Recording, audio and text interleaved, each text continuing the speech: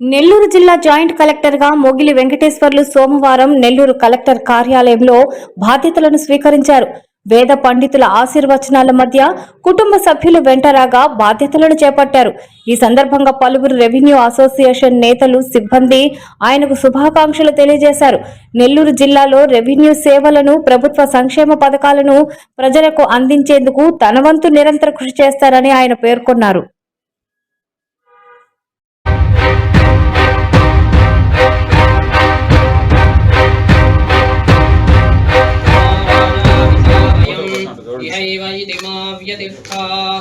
पर्वतैवाविशाचलिः इन्द्रैवेह ध्रुवस्तिष्ठा इह राष्ट्रमुदारय अभितिष्ठभृतन्यत सत्रवः